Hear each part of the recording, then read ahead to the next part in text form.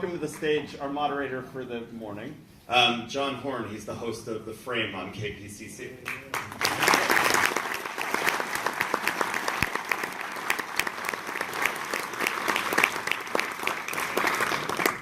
Hello and welcome. Thank you all for showing up. We're going to talk for 20 or so minutes, and then we'll save time for a couple of audience questions. But I'd like to introduce the filmmakers, director John Schenk.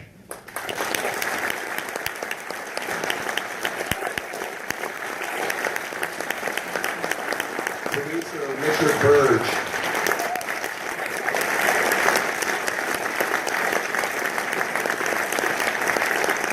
And Vice President Al Gore.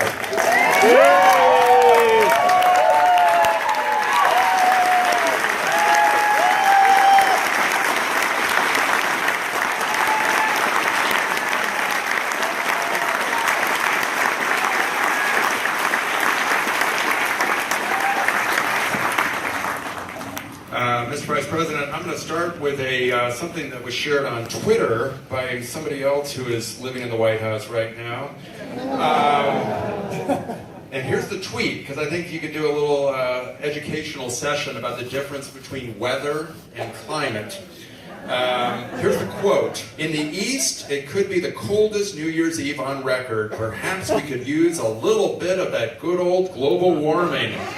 That our country, but not other countries, was going to pay trillions of dollars to protect against, period, bundle up, exclamation point. So weather versus climate. Well, happy to address the question, John, but first of all, thank you for doing this, and I'm so proud to be here with John and Richard. I want you all to know that the co-director, along with John Schenk, Bonnie Cohen, wanted to be here today and couldn't. She's under the weather. And our co-producer, along with Richard Burge, Diane Wireman, was not able to come from LA today. So I thought actually the very best response to Donald Trump on that tweet came from another reality TV show star.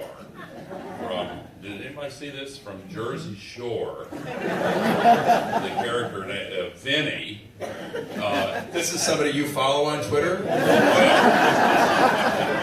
No, but I may start after this. But he immediately jumped out on Twitter and called out President Trump and said, "Hey, wait a minute." And he kind of very concisely explained what the deal is. The wind currents are profoundly changed by global warming, and it's a pretty well-known story by now, because short version is the Arctic is warming up twice as fast as the rest of the world, because when the snow and ice melts, the sun's heat is absorbed instead of bouncing right off, and so that weakens the boundary between the Arctic and the lower latitudes, and so the warm air rushes into the Arctic. And you saw in this movie, by the way, one scene that these guys put in there where the glaciers were just kind of literally exploding, and unbelievable. That's because the temperatures are like 50 degrees Fahrenheit warmer than normal.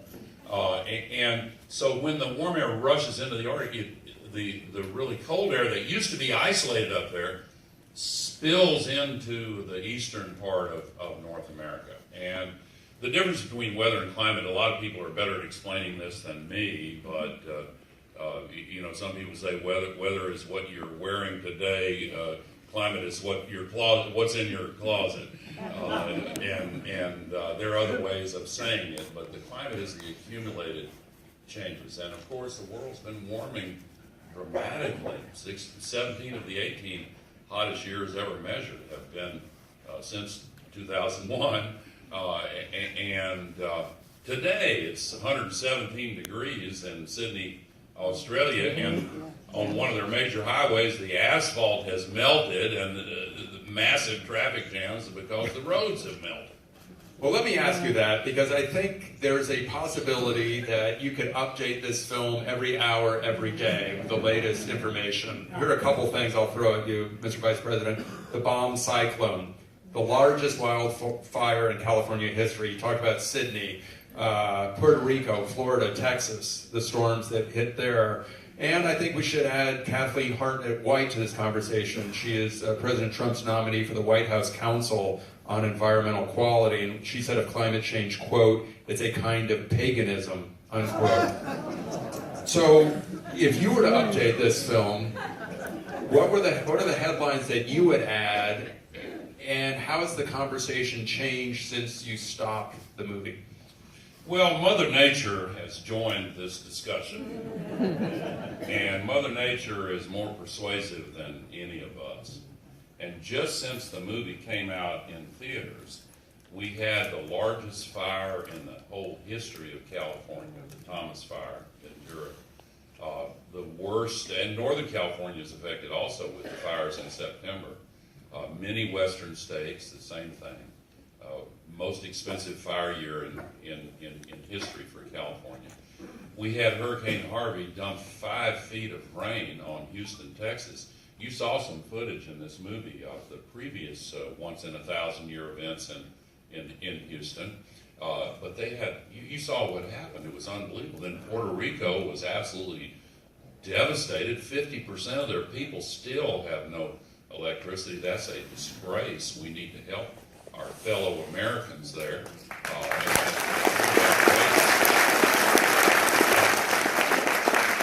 The same week that Hurricane Harvey devastated Houston, 1/3 of Bangladesh was underwater.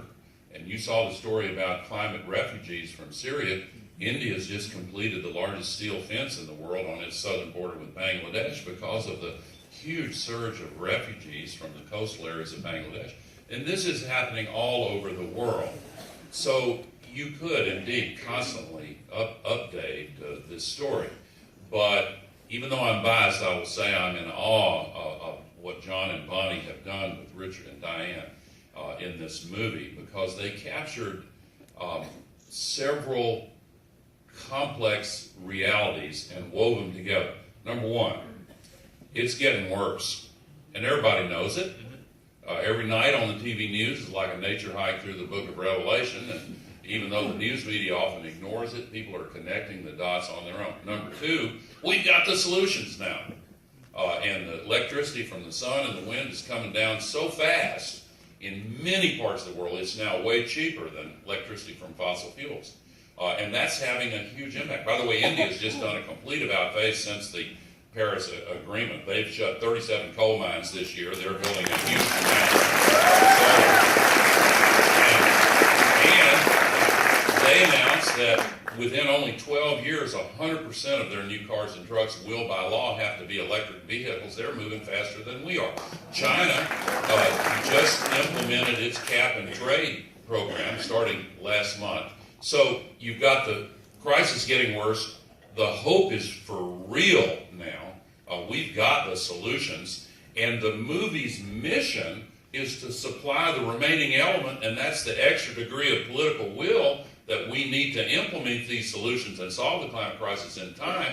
But, you know, remember, political will is itself a renewable resource.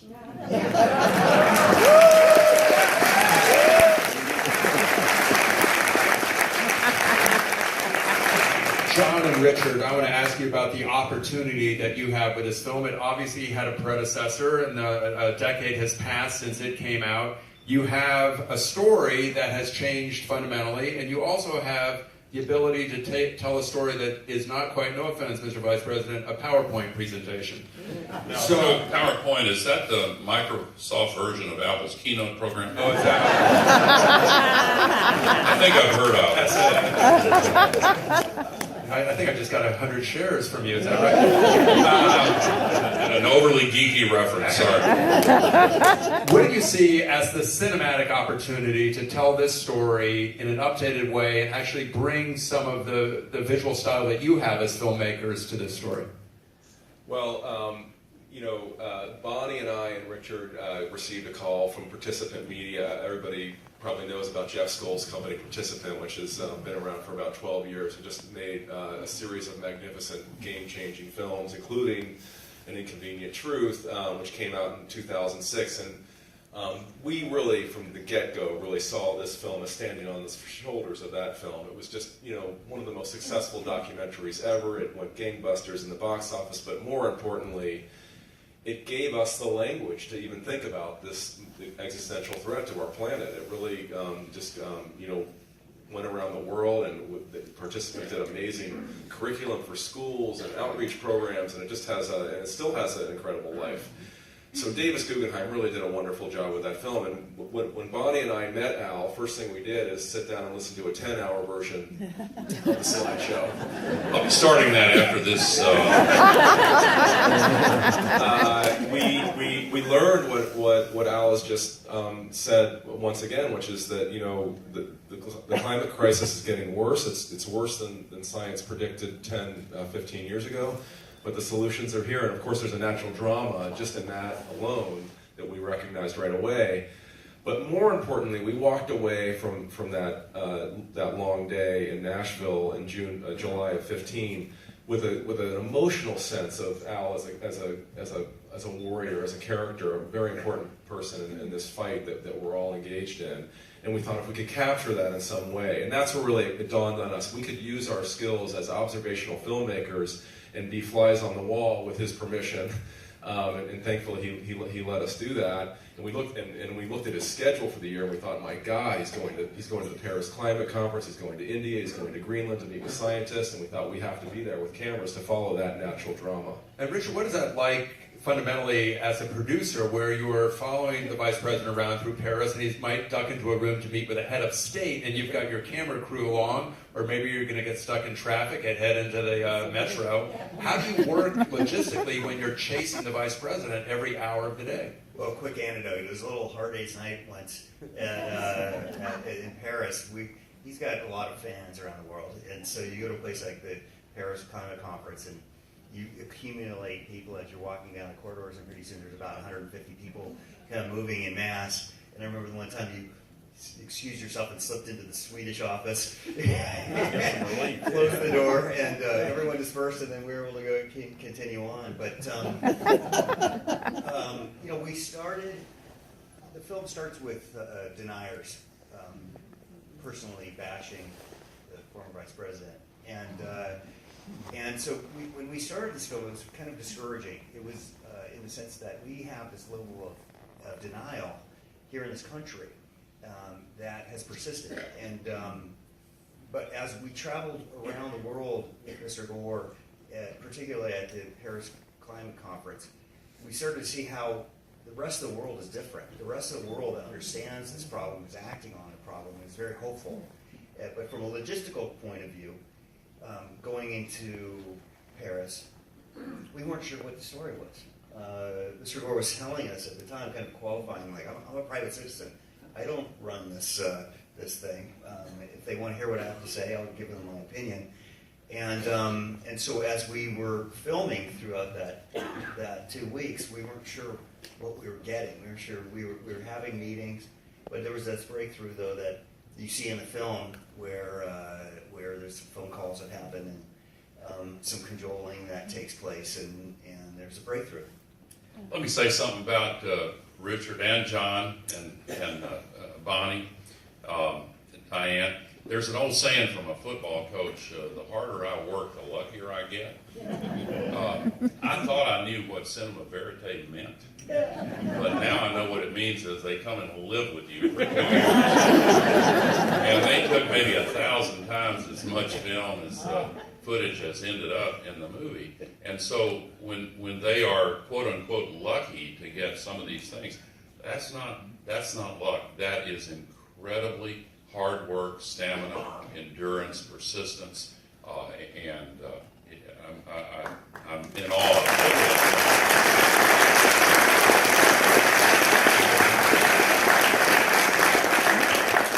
it. John, and can I call you Al? Can I call you Al? Absolutely. The John and Al. Title is Your Adequacy. Your adequacy. Bonnie and I were flying in Nashville to meet Al Al for the first time. I said, I don't care what happens with this project, but I just want him to say, you know, you can call me Al. So that dream came true on the first time. So, Al and John, I want to ask you about the role that citizen journalists play in this film and the role they play in the broader conversation about important issues like Black Lives Matter, climate change, the fact that you have people documenting what's going on in the planet and giving that video to you to use. How important is that for this kind of story to be told, and overall in terms of people being engaged and seeing what it is that's really happening? Well, I'm sure Al will have a lot to say about this because he employs a staff, and he himself is combing the internet constantly for these very things, the incredible photography and video that's now posted online by citizen journalists and professional journalists every day now concerning the climate. Gosh, there's so much to say about this. The big picture is that I think one thing that's happened of significance in the last 10 years is that people are noticing climate change in their everyday lives. It's no longer an abstract idea that's going to happen to different people in a different place in the distant future. It's happening here and now, and to us often. You know, the wildfires are the latest in California. And there was video of incredible fire, you know, crossing highways and all that kind of stuff. So I think that we're noticing it, and people are pulling out their cell phones and they're filming it, and they're taking pictures of it, and they're posting it, and that is having an impact on the conversation. It's certainly having an impact on Al's slideshow, which is just gets more and more incredible. The most kind of significant piece of citizen journalism I think that we have in the film was mentioned earlier, which is we were filming in Greenland, and we were flying around with these helicopter pilots to these glacial spots where scientists, you know, are studying various aspects of climate change in the Arctic. And just out of the blue, a pilot said, hey, you know, we were flying here, we were there I think in August. The footage was April. And we were there in August, and the pilot said, you know, in April, it was really warm here. And Al said, yeah, I know, temperature spiked, it broke records. And he said, I think one of my buddies filmed a scene here that we'd never seen before, which so we landed, and he called his buddy over to the airport and just pulled out his iPhone and showed us this piece of footage. And we said, wow, has anybody seen this? You know, we have to have this. And we just made a deal with him right on the spot to get exclusive rights to it. Because, you know, we thought we had seen it all, but we had never seen anything like that. Actually, the way I remember it is that Richard haggled over the price. I don't think that was actually on the spot. I think that Richard did that. It was, to me, it looked like CG effects, you know, but at the cost of an iPhone shot. Yeah. Yeah, well, I just to briefly add, I mentioned just a minute ago the melting asphalt on this highway in Sydney, Australia. I watched that as we were in the car driving over here this morning, and it was taken by a citizen journalist who was caught in that traffic jam. So yes, the fact that everybody is a potential eyewitness to this all over the world, it is a global phenomenon, but our ability as Americans to understand what's going on in the rest of the world is profoundly enhanced by all these people out there who are saying, oh, look at this, you won't believe what's happening where I live. I want to ask a question that I suspect is on the minds of pretty much everybody in the audience. I drive a hybrid car. I have solar panels on my house. I have shower heads that have such low flow, I barely get wet in the shower. My thermostats are set so cold you can almost see your breath in the morning. I recycle everything, and it doesn't feel as if that's enough. So for people who are doing those kinds of things, what are the next steps? What should people be doing or focusing or thinking about that's going to make real and noticeable difference? Yeah, well, it's important to change the light bulbs, but it's way more important to change the laws. Yes.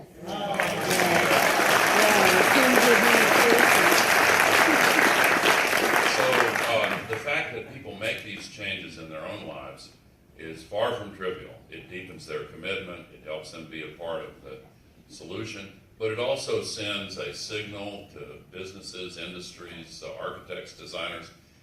But as citizens, we've got to find a way to restore the health and dynamism of our democracy so that the Congress and the White House start paying attention to what the people of the United States want, not what these lobbyists and fat cat contributors want. And, you know, you have somebody comes in and does whatever the special interests want, but puts up a cloud of false promises and so forth. Fool me once and fool me twice, shame on me. I don't think that that's going to last for very long.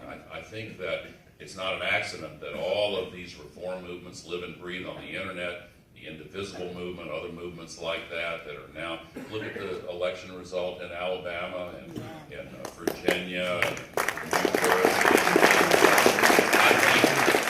I think there is a huge wave building, and it's not necessarily partisan, it's just like, wait a minute. I think that Obama benefited from the fact that people wanted to try change, and I think Trump benefited from the same thing. That some people said, "Oh, let's just play 52-card pickup. I'm sick of the way things have been going." I get that, but now I think they're drilling down and saying, "Okay, we need these specific changes. We're tired of most of the new wealth going to the 1%. That's not an Occupy Wall Street slogan. That's reality. That's actually happening, and we need to change that." And we need to stop subsidizing the fossil fuels. I mentioned that before. And we need to stop just eliminating efforts to protect our clean air and our clean water and give the fossil fuel people everything they want. That's nonsense. How important is it to have states like California and Governor Jerry Brown leading the conversation about climate change and responsible answers to it if we believe the federal government isn't going to do that? It's crucially important. And by the way, I think Jerry Brown is a hero of the climate change.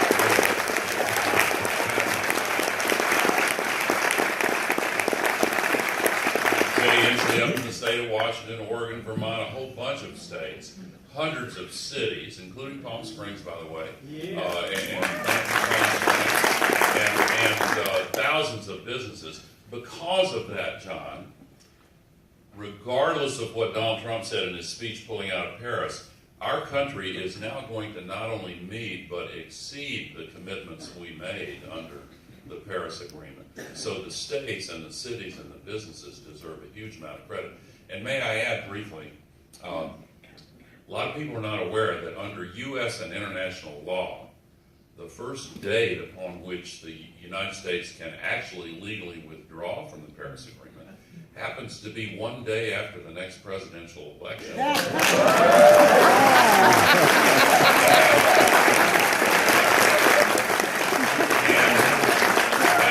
And if there is a new president, excuse me just a moment. A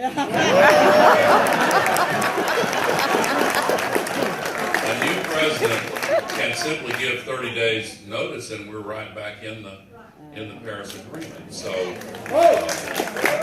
before we take a couple of audience questions, I'm going to ask you this last question. You have campaigned for the presidency, and I guess you're campaigning for an Academy Award now, and I think based on... We're trying to disguise that. Based on last year's Oscars, we know that the balloting may be a suspect as that was in Florida. Oh, that was just the announcement of the result. That said, are there any parallels or similarities between talking up a movie and talking up a candidacy? Well, I believe in this movie a great deal, and it's a joy for me to have an opportunity to brag on John and Bonnie and Richard and Diane. They're the ones that made this movie. And by the way, it's probably a good thing that I didn't have anything like Final Cut or editing department, because a lot of the scenes you saw, in my mind, I'm younger and thinner, black hair. A lot of that would never have made it. Actually, the discussion of the movie, both on the first movie and this one, and the publicity and the Q&A sessions and all that, that's a huge part of this. And participant, John was talking about this earlier, they've organized a curriculum program in schools based on this movie. And they've had an extensive, very extensive series of screenings for policymakers, political leaders, investors, business leaders in virtually every country in the world. They had one in Phnom Penh, Cambodia, and it's opened in theaters in 45 countries. And it's already had a huge impact. So I'm grateful to them and really happy to get out there and try to push when the recognition came for the first movie, it had a very profound impact on my ability to get and hold the attention of people around the world. So all the commentary and recognition for this movie makes a huge difference. You know, it's really amazing, just to get one little point in there. When you make a documentary, you really have no idea where it's going to end up, and you know, the imagination is limitless when it comes to impact. We've had so many stories, but including on one end of the spectrum, a 10-year-old blogger who has an environmental newsletter interview Bonnie and me, which is one of the better interviews we ever did. So you have this situation where school kids who are seeing this film, and who knows where that will lead. You know, we met people in their 20s and 30s now who've been trained by Al or who saw an Inconvenient Truth 10 years ago, who are now working in the sustainable energy industry, running for office, becoming journalists, activists, so forth and so on. And on the other end of the spectrum, we've showed the film, like Al said, to bankers and investors in Europe, and they have stood up after screenings and decided to divest themselves from fossil fuels, which is no small thing. Business people are starting to understand that looming on the horizon is the fact that oil companies will not be able to burn the assets that are on their balance sheets, and countries like Norway and banks are now getting out of the oil business, partly because of the film, but more because they're learning more about this looming economic issue. And if I could add just one thing, you remember of course you remember the subprime mortgage crisis. What's a cleaner way to say this? What a horrible mess that was. But what happened is they gave, all these millions of mortgages, people couldn't make a down payment, couldn't make monthly payments, and then it was kind of a mass delusion. And finally somebody, peeled the onion layers back and said, oh my God, these things are worthless. We now have $22 trillion of subprime carbon assets whose value is based on the assumption that all these assets that are marked to market on these books are not going to be burned. And so at some point they're going to, so I'm heading next week to the World Economic Forum in Davos, Switzerland. For the 4th year in a row, they've named the climate crisis as the #1 threat to the global economy because this thing's going to blow up financially. That's why the Norwegian Sovereign Wealth Fund said, no, we're out of it 100%. One other quick thing, because John mentioned that 10-year-old blogger. Yep. One of my trainings last year was in Denver. We did one in Bellevue, Washington, Denver, and elsewhere. We just announced today one in Mexico City in March, and we're doing it in Berlin. But anyway, we had one in Denver. And when the trainees arrived, I saw this young girl. Turned out she's 11 years old, and I asked my staff, what's our policy on this? I felt like an amusement park operator saying you have to be taller than this car. But they said, well, let her in. And so I watched her, and she was taking notes for 3 days, and 2 weeks later, true story, 2 weeks later, I clicked on this video that's going viral on the internet, and I didn't recognize her at first. Her name is Haven. And there she was, 2 weeks after the training, at the town hall meeting of one of her congressmen in Colorado Springs, and she got the microphone and stood up. She was just giving him hell.